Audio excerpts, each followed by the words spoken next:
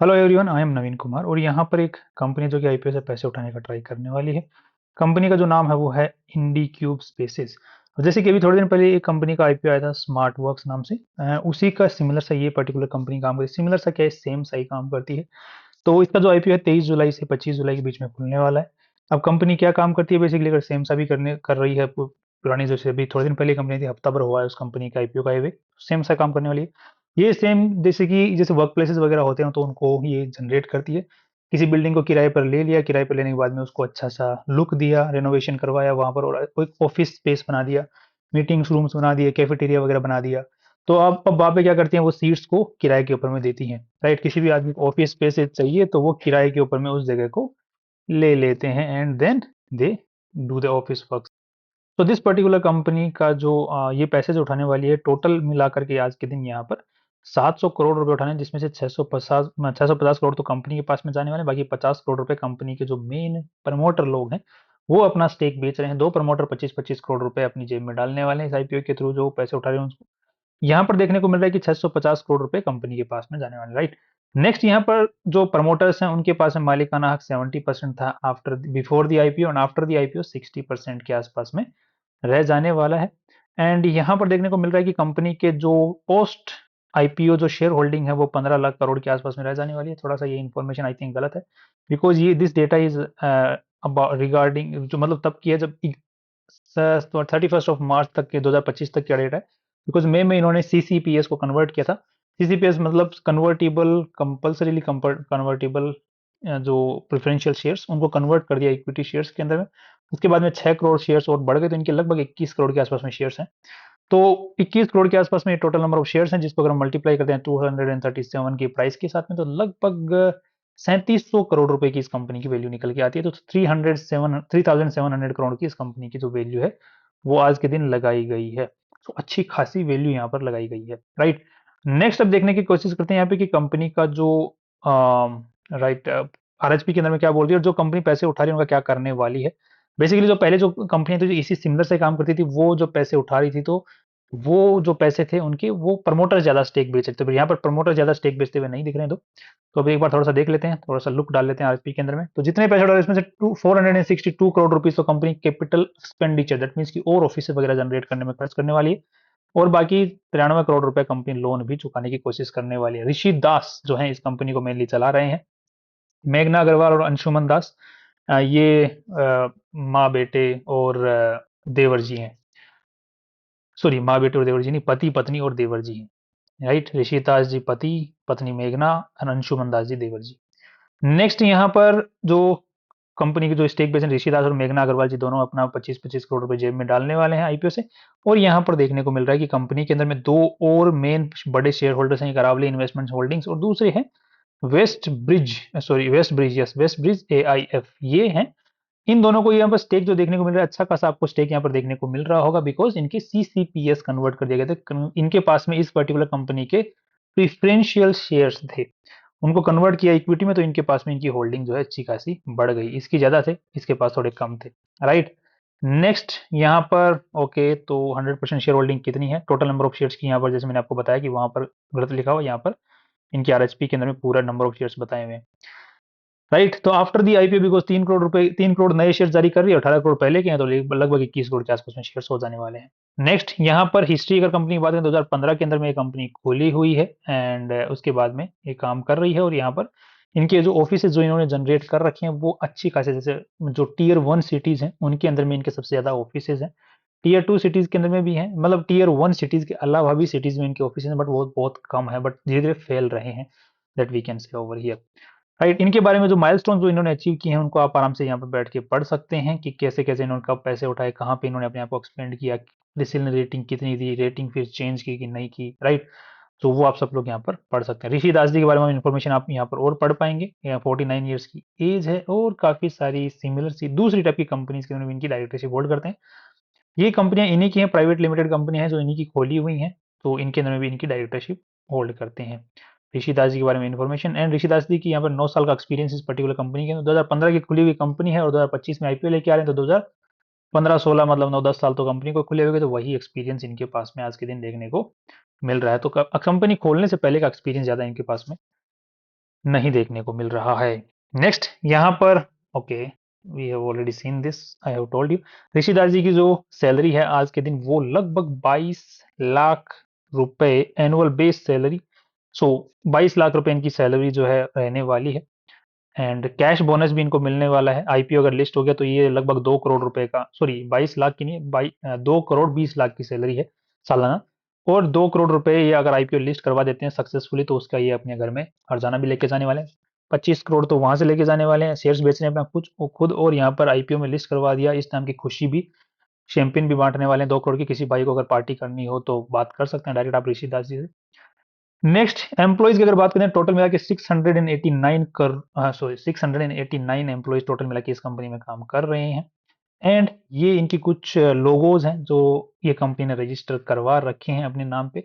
So they have protected their trademarks. And next यहाँ पर आप लोग देख पा रहे हैं कि कंपनी काफी सारी जो प्रॉपर्टीज हैं वो यूज करती है, जैसे कि यहाँ पर नहीं है इसकी इन्फॉर्मेशन। ओके, तो यहाँ पर कंपनी जो है जितनी भी प्रॉपर्टीज यूज करती है वो सारी किराए के ऊपर में, because company believes in the asset light model. Asset right model मतलब किराए के ऊपर में जमीन, जो बिल्डिंग है या फिर जमीन को किराए पर लेकर के फिर वहां पर डेवलप करो, ऑफिस वगैरह जनरेट करो और फिर उससे रेवेन्यू कमाओ। तो दैट्स एसेट लाइट मॉडल, जिसमें एसेट्स के अंदर भी ज्यादा खर्चा नहीं किया जाता। नेक्स्ट यही काम ये कंपनी कर रही है। तो यहाँ पर देखने को मिल रहा है कंपनी का जो रजिस्टर्ड ऑफिस है, जो मेन ऑफिस है, राइट, कॉर्पोरेट ऑफिस, वो जिस बिल्डिंग के ऊपर में है वो जो ऑफिस है वो career net technologies private limited के नाम से और इनोप्रोप स्पेसेस प्राइवेट लिमिटेड के नाम से है। और ये दोनों ही जो कंपनियां हैं, ये कंपनी के जो प्रमोटर्स हैं उनकी है, राइट। देखिए बेसिकली देखा जाए तो कंपनी के जो प्रमोटर्स हैं उन अपने ऑफिसेज को खुद खरीद लिया, खरीदने के बाद में अपनी इस कंपनी को किराए पर दे दिया। अब आराम से जो जो ऑफिस स्पेस वगैरह जो इन्होंने किराए पे दे रखा है उससे अच्छा खासा रेंट भी कमा रहे हैं इसी कंपनी से, इसी कंपनी से सैलरी भी कमा रहे हैं इसी कंपनी से। सो प्रमोटर्स हर चारों तरफ से इस कंपनी को बेसिकली देखा जाए तो अ, अच्छा खासा बेनिफिट ले रहे हैं। उनकी कंपनी है खोली हुई तो खैर अब तो पब्लिक की हो जाने वाली है 40% के आसपास में। So still they are going to enjoy lot of it out of it, because company में स्टिक उनका कंट्रोलिंग स्टेक रहने वाला है। सो आगे भी वो इस टाइप के और डिसीजन भी ले सकते हैं जिनमें उनको और बेनिफिट्स निकल देखने को मिल जाए।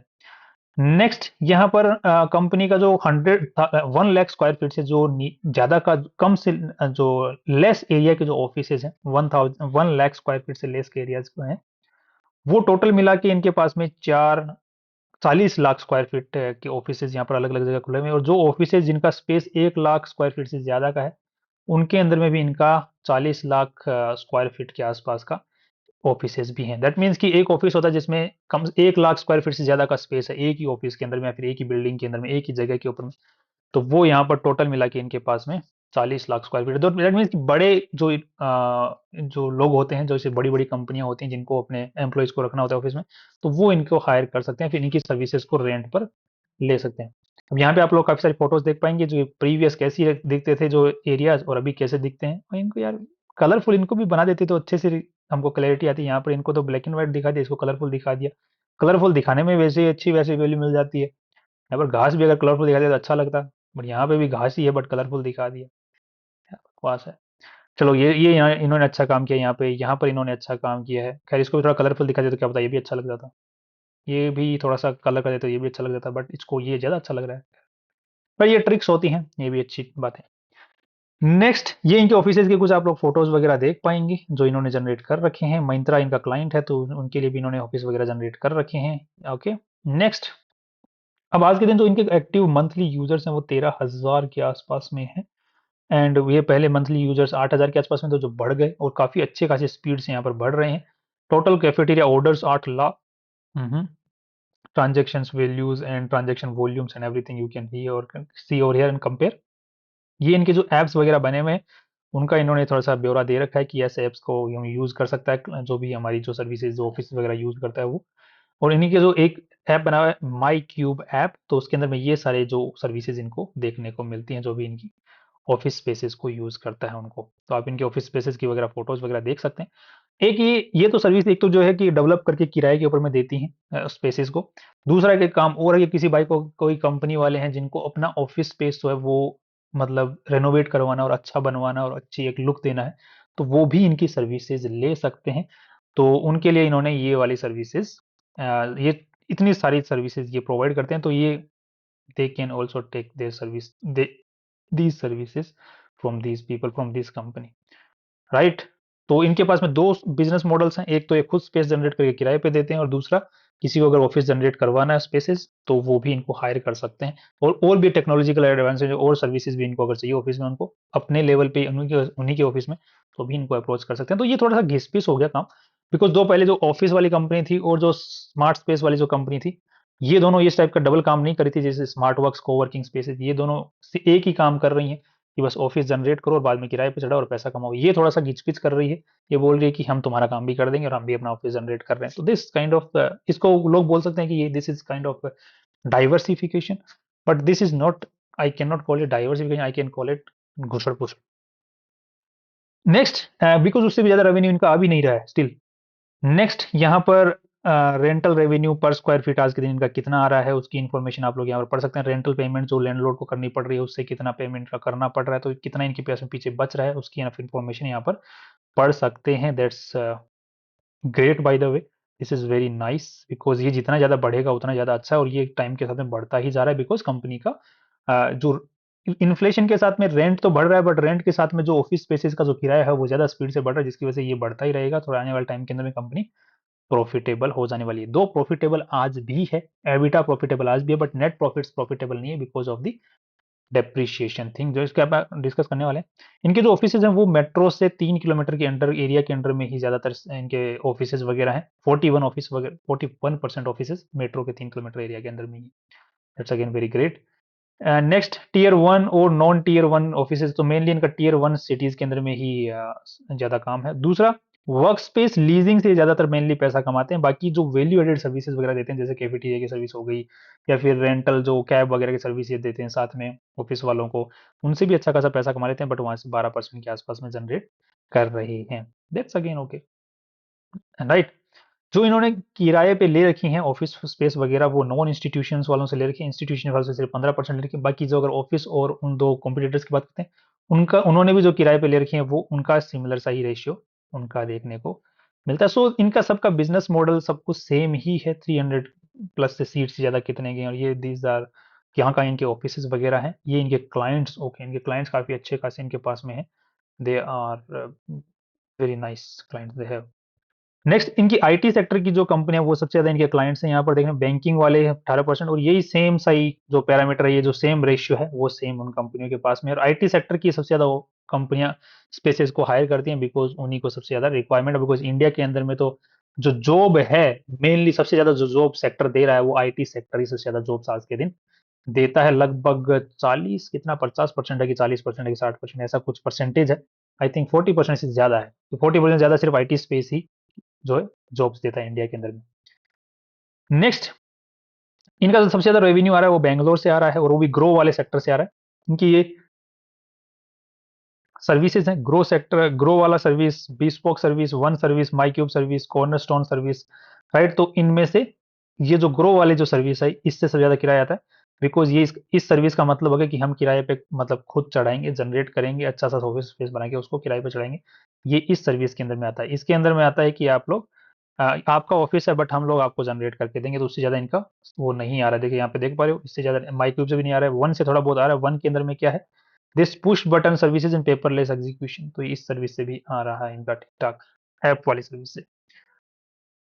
नेक्स्ट, ये इनका मेन आप लोग देख पाएंगे, लैंडलॉर्ड से जमीन लेते हैं, फिर प्रॉपर्टी को मैनेज करते हैं, फिर रेनोवेट करते हैं और सूट कर लेते हैं। तो अगर यहाँ तक ही किसी क्लाइंट को करवाना है तो वो तो अपना ऑफिस इनसे जनरेट करवा लिया। अगर इसके आगे सर्विस जा रही है इसका मतलब ये किराए के ऊपर में उसको मैनेज करेंगे, plug and play, that means की ऑफिस जनरेट करके दे देंगे और बाद में टेनेंट जो किराया ले लेंगे और उनको ऑफिस किराए के ऊपर में दे देंगे। तो ये यहाँ पर किराया कमाएंगे। और यहाँ पर एम्प्लॉयज के लिए कि एक्स्ट्रा जो एड ऑन सर्विसेज जो प्रोवाइड करते हैं, कैफेटेरिया की, ट्रांसपोर्ट की, इवेंट्स की, kiosk vending machines, community app, help desk, EV charging facilities, ये एक्स्ट्रा ये अपने ऑफिस के अंदर में दे सकते हैं जिससे और कमाई कर सकते हैं। सो ये मेनली इनका ये कमाई का सोर्स है। दूसरा कमाई का सोर्स ये भी है, एक ये कमाई का सोर्स भी है बट ये लिमिटेड है, ये रिकरिंग है और ये भी रिकरिंग है बिकॉज ये है तो फिर ये भी है, राइट। सो अब हम लोग अगर आगे बात करते हैं तो कंपनी के बारे में, यहाँ पर आपको एक चीज़ देखने को मिलेगी। चलो आगे बात करते हैं इसकी, मैं आपको दिखा दूँगा। ये कंपनी की आप लोगों को बैलेंस शीट को थोड़ा समझ लेते हैं, जिससे कि हम थोड़ा-सा कंपनी को और समझ पाएँ। तो 4,685 करोड़ रुपए पूरी कंपनी के आज के दिन लगे हुए हैं। जिसमें से अगर इन्वेस्टर्स का पैसा देखा जाए तो लगभग माइनस 31 लाख रुपए लगे हुए हैं, माइनस 3 करोड़ रुपए लगे हैं, 31 लाख नहीं, माइनस 3 करोड़ रुपए लगे हुए हैं। तो इन्वेस्टर्स का एक भी रुपया नहीं लगा। दैट मीन्स कंपनी पूरी की पूरी उधारी पे है। अगर आज के दिन कंपनी बिके तो पूरा का पूरा बैंक वाले पैसे लेकर निकल जाएंगे। बिल्कुल सही बात है भाई। आज के दिन ये माइनस के अंदर में, जैसे वो जो ट्रम्प है, ट्रम्प क्या बोलते हैं, कभी कभी इनका जो इंटरव्यू के आपने देखने होंगे, तो 91 के आसपास में उनके पास में 900 मिलियन डॉलर्स वो डेट में थे। तो ही यूज टू जोक कि किसी गरीब के यहाँ पे इशारा करते हुए कि ये जो गरीब है ये 800 मिलियन डॉलर्स मेरे से, मतलब मेरे से ज़्यादा बड़ा है, 800 मिलियन डॉलर्स ज़्यादा अमीर है मुझसे, बिकॉज मैं डेट में हूँ और ये जीरो डेट में है। So this kind of jokes, because this company is, investors का पैसा यहाँ पर जीरो लगा, बिकॉज कंपनी के अंदर जितना भी पैसा लगा वो पूरा उधारी का है। आज के दिन अगर वैल्यू निकाली जाए तो, बिकॉज बिकॉज कंपनी ने पिछले कुछ सालों के अंदर में यहाँ पर देखा जाए तो कमाई कर ही नहीं रही है। यहाँ पर देख रहे हो 197 करोड़ का नुकसान किया, फिर 341 करोड़ का नुकसान किया, फिर 141 करोड़ का फिर नुकसान कर दिया। तो ये नुकसान की भरपाई कौन करेगा? इन्वेस्टर ही करेगा, ऑफ कोर्स, ये बात है। तो इन्वेस्टर्स ने यहाँ पे जितने पैसे लगाए वो सारे के सारे माइनस में होते चले गए। सो बेसिकली देखा जाए तो अब कंपनी के पास में कमाई का सोर्स क्या है? आज के दिन तो कोई वैल्यू है नहीं, बट कमाई का सोर्स क्या है? अब जैसे इसे समझो कि किसी आदमी ने एक जो बिल्डिंग है उसको किराए के ऊपर में ले लिया, एंड किराए के ऊपर में लेकर के फिर उसको रेनोवेट करवाया अच्छे से, और लोन लेकर के रेनोवेट करवाया। वो उसके पास में जो किराए की बिल्डिंग ली है उसका उसके पास में लीज राइट है 20 साल का। तो 20 साल तक जो भी कमाई वहां से वो करने वाला है, बट आज के दिन देख रहे हो, वो खुद के पास में कुछ पैसा नहीं बचा, उसके पास में जीरो पैसा बचा हुआ है। 2 करोड़ रुपए का लोन है और लीज पे बिल्डिंग और ले रखी है। तो आज के दिन उल्टा देखा जाए तो उस पूरी बिल्डिंग की वैल्यू देखी जाए तो वो मुश्किल से निकल के आएगी 2 करोड़ रुपए। और 2 करोड़ रुपए उस बिल्डिंग को अगर वापस से अगर कुछ बेचेंगे, अगर तोड़ फोड़ के भी रेनोवेशन वापस भी हटाएंगे तो बैंक को देने के लिए पैसा बचेगा नहीं। वो वाली हालत सेम यहाँ है। बट द पॉइंट इज कि उस बिल्डिंग से जो कमाई होने वाली है उसका राइट किसके पास है? उस आदमी के पास में। तो that's the right thing over here, कि ये जो इन्होंने रेनोवेट वगैरह स्पेस वगैरह सब कुछ कर रखा है, अब उनसे जो कमाई होने वाली है उसका राइट इस कंपनी के पास में है, बिकॉज इन्होंने लीज पर ले रखा है। बैंक को जब तक इंटरेस्ट मिलता रहेगा उसको कोई फर्क नहीं पड़ता, तुम जो कर मर्जी करो, उसको इंटरेस्ट देते रहो। यही सेम ये कंपनी बोल इंटरेस्ट देते रहेंगे, और बाकी जो पीछे की ऊपर की कमाई बचेगी वो हमारी और हमारे इन्वेस्टर्स की।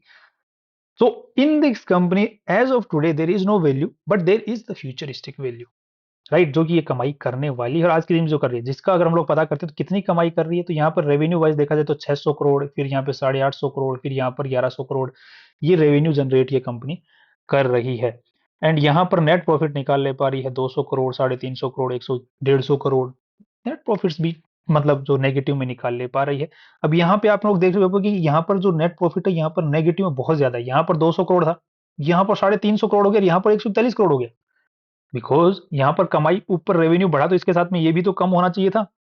चलो ये और बढ़ा तो ये और कम हो गया, बट यहाँ पर आपने एक चीज ध्यान नहीं दी। वो आपने वो जो पर्टिकुलर चीज है, this is not the thing over here, there is one thing that comes under this depreciation. I think this is under the other expenses over here. जैसे आप लोग देख रहे हैं यहाँ पे 270 करोड़ का नुकसान हुआ अदर एक्सपेंसेस के सोर्स के अंदर में, यहाँ पर 501 करोड़ का नुकसान इन्होंने अदर एक्सपेंसेस भी है, यहाँ पे 314 करोड़ का ही किया है। जबकि अदर एक्सपेंसेस तो बढ़ने चाहिए कायदे से, रेवेन्यू बढ़ता है तो।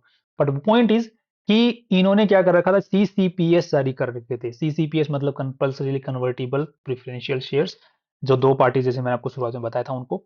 एंड उन्होंने क्या किया कि वो जो सीसीपीएस थे उनको उसके भी एक क्लोज डाला हुआ था कि आप हमसे बायबैक करोगे, या तो आप आईपीओ से पैसा लेके आईपीओ में मतलब कंपनी को आईपीओ में लाओगे। अगर आईपीओ में नहीं लेके आ पाए तो आप हमसे बायबैक करोगे वो शेयर्स, राइट, जो सीसीपीएस है। अब वो आईपीओ लेके नहीं आ पाई कंपनी अगले पिछले 2 साल से लगातार, तो इनको क्या करना पड़ा, वो सीसीपीएस की वैल्यू, मतलब वो जो क्लाइंट है उन्होंने उसकी जो वैल्यू थी, जितना पैसा क्लाइंट ने इनको दिया था, और सीसीपीएस इन्होंने जारी किए थे क्लाइंट को, उसके पैसे क्लाइंट ने जो पैसा दिया था ना, उसका बोला कि इनकी वैल्यू बढ़ाओ, बोला तुम। तो वो जितनी वैल्यू, पैसे और पैसे नहीं दे रहे हैं, बट उसकी जो वैल्यू है वो बढ़ती जा रही थी। वो बोल रहे थे कि नहीं और बढ़ाओ और बढ़ाओ। तो वो जितना भी वैल्यू बढ़वा रहे थे वो इतना इनको नुकसान बुक करना पड़ रहा था। तो यहाँ पर देख रहे हो 501 करोड़ का, तो इसी की अगर हम लोग यहाँ पर देखते हैं तो यहाँ पर देखने को बोला loss on fair valuation of financial liability, तो यहाँ पर 268 करोड़ रुपीस का इनको नुकसान हुआ था। उसकी वजह से उससे पिछले साल 112 करोड़ का इनको नुकसान देखने को पड़ा था कागजों के अंदर में, देख बिकॉज इन्होंने सीसीपीएस का वो जो क्लोज है उसकी वजह से इनको नुकसान देखना पड़ रहा था, राइट।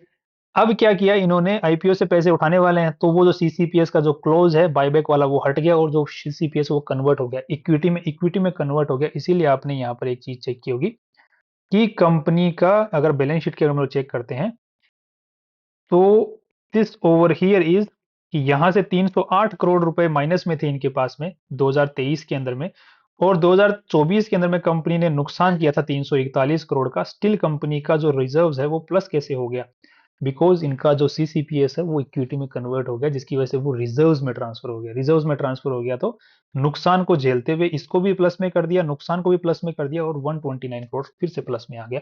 तो अभी सीसीपीएस वाला जो कन्वर्जन वाला जो इक्विटी रिजर्व था वो भी खत्म हो गया, बिकॉज कंपनी 141 करोड़ फिर से कंपनी ने नुकसान कर दिया। So this was the whole game, because of this company was gaining, because other expenses ज्यादा बढ़ रहे थे, बट फ्यूचर में ये एक्सपेंसेस नहीं होंगे बिकॉज अब सीसीपीएस कन्वर्ट हो चुका था, वो चीज रही नहीं है वहां पर, वो दिस डाइल्यूटेड। तो अब कंपनी का अगर फ्यूचर के अंदर में लगभग 1300 करोड़ के आसपास में या 1400 करोड़ के आसपास में रेवेन्यू जाता है और टाइम के साथ में बढ़ती है, तो company might be profitable in the near future, जैसे मैंने आपको वो बिल्डिंग वाला एग्जांपल दिया था, राइट। सो बिकॉज आज के दिन क्या कर रही है कंपनी ने, जितने खर्चा किया ऑफिस के अंदर में 487 करोड़ का, ये कंपनी का डेप्रिसिएशन है, राइट। अब नेक्स्ट थोड़ा सा कैश फ्लो को अगर चेक कर लेते हो तो कैश फ्लो के अंदर में आप देख रहे हो कंपनी कैश फ्लो बहुत पॉजिटिव कमा ले रही है, बिकॉज कंपनी का EBITDA is very strong. EBITDA 34% कमा ले रही है, बट स्टिल कंपनी जो है स्मार्ट वर्क्स जो कोवर्किंग स्पेसेस है इससे पीछे है, because smart works coworking spaces इससे उससे जो आईपीओ लेके उससे भी बेटर एबिटा परसेंटेज कमा रही है, आज के दिन ग्रोस प्रॉफिट कमा रही है। सो ओवरऑल जो वैल्यू लगाई है कंपनी ने अपनी खुद की वो एट पार लगाई है, जो कि मार्केट में जो ऑलरेडी जो लिस्टेड कंपनियां ऑफिस स्पेस इनकी जो वैल्यू लगी मार्केट ने दे रखी है, स्मार्ट वर्क्स को जो मार्केट ने वैल्यू दे रखी है उसके हिसाब से इसने जो वैल्यू लगाई है खुद की वो एट पार मतलब अच्छी खासी लगा दी है, राइट। और कुछ ज्यादा पॉजिटिविटी यहाँ पर देखने को नहीं मिल रही अगर इनके साथ में हम कंपेयर करते हैं तो, राइट। कमाई तो कुछ कर नहीं रही तो पीई रेशियो तो कुछ है नहीं। और कैश फ्लो के हिसाब से अगर आप लोग देखोगे तो कैश फ्लो सबसे ज्यादा जनरेट कर रही है कोवर्किंग स्पेस ऑफिस कर रही है 300 करोड़ के आसपास में, बिकॉज यहाँ पर हम लोग चेक कर सकते हैं 363 करोड़ रुपीज, और यहाँ पर ये जो पर्टिकुलर कंपनी है ये ऑपरेटिंग जो है उससे 626, तो ऑफिस से थोड़ा सा ऊपर है। सो इस हिसाब से अगर वैल्यू देखी जाए इस कंपनी का, तो रेवेन्यू के हिसाब से अगर हम लोग कंपेरिजन करेंगे तो ऑफिस स्पेस से के पास में इसकी जो वैल्यू वो जानी चाहिए, तो उस ऑफिस स्पेस के साथ में अगर हम लोग कंपेयर करते हैं तो 37 करोड़ के मुकाबले इसका 46, सो इसके साथ में अगर कंपैरिजन करते हैं तो एक थोड़ा सा पुश जो है अपवर्ड मिल सकता है, लगभग 10-20% के आसपास का पुश देखने को मिल सकता है, लिस्टिंग गेन या फिर शॉर्ट टर्म गेन इस कंपनी को देखने को मिल सकता है। So that's all my final take is based comparing and explaining all RHP to you. And अगर आपको किसी भाई को सीसीपीएस वाला जो चीज़ है अगर अच्छे से समझना है तो आप इस पर्टिकुलर शीट को आराम से पॉज करके समझ सकते हैं, या फिर इसका स्क्रीनशॉट लेके चैट जीपीटी को अपलोड करके और इस वाली शीट को भी लोड करके चैट जीपीटी को अपलोड करके और सवाल पूछ के समझ सकते हैं। बाकी मैंने एक्सप्लेन कर दिया था आपको अच्छे से। That's all from my side, कल फिर मिलते हैं इंपॉर्टेंट वीडियो के साथ में, एंड सी यू टुमारो।